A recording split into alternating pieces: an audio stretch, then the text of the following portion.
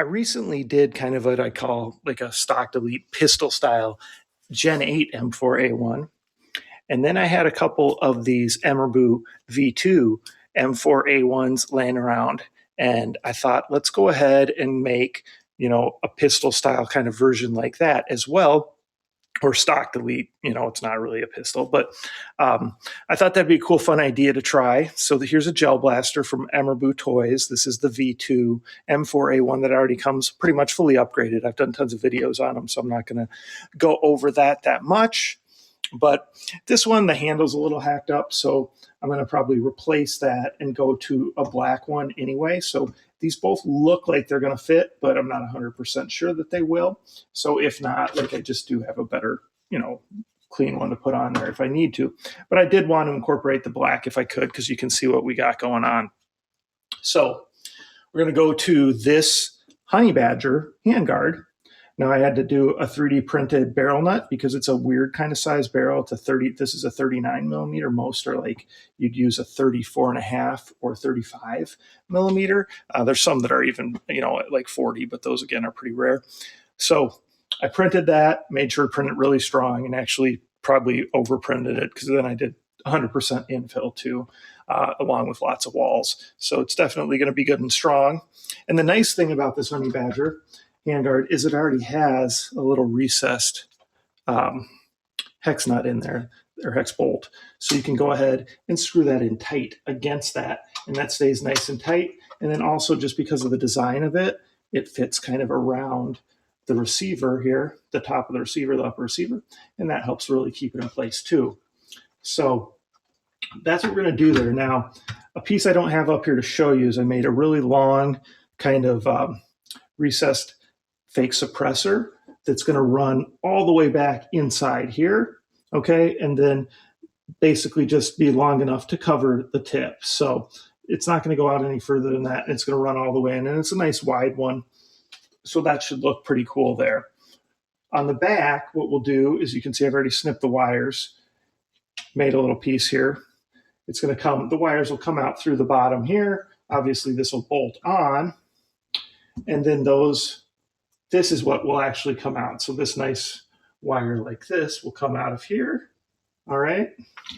And then here is our battery case. So I decided something different because, like I mentioned in that video when I made that Gen 8 one and on other ones I've made, when you do a stock delete and you run the wires up front, just makes things really tight and kind of difficult, at least in my opinion.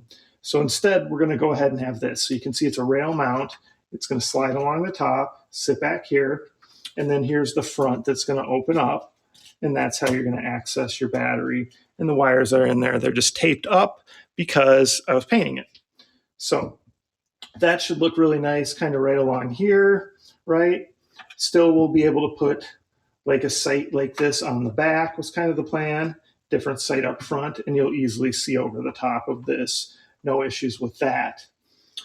Other thing I did was I custom sized this and made this more of an M-lock grip, which it wasn't.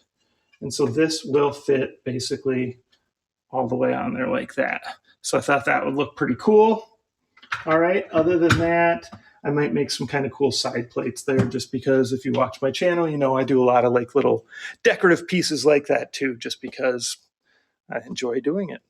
So it's a pretty quick, easy build plan. When I take this apart, I may end up doing some upgrades on the inside, probably just, some spring stuff, because it already is about 275 FPS as it sits. It's already got everything else upgraded. So if I could do a little bit to get it to that 300 FPS, I will. But also, like I said before, I'm always limited to kind of what I have on hand and what's been sent to me. And some springs are supposed to be on the way, but they're coming from China. And so it can take sometimes weeks. It just depends, right? But check out EMERBU Toys. Great bang for your buck. Get a lot of value for 120, a lot of upgrades. And just remember, when you're buying better quality upgraded blasters, they're going to be more finicky. You're going to have more problems, and you're going to have to try different types of gel balls most often. So I know that's a little counterintuitive, but like the top loaders are very forgiving on gel ball size, and it doesn't even really matter. But when you get to these, because they're pushing harder, they're pushing, they're just doing a lot more that gel ball size is a big deal.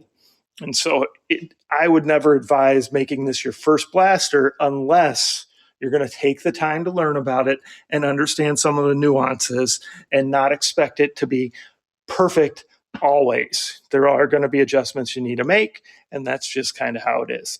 Comments or questions, post them below. Of course, like, subscribe, share my channel with your friends, and make sure to participate in those monthly contests here on my YouTube channel where you can win up to $200 of custom blasters and accessories.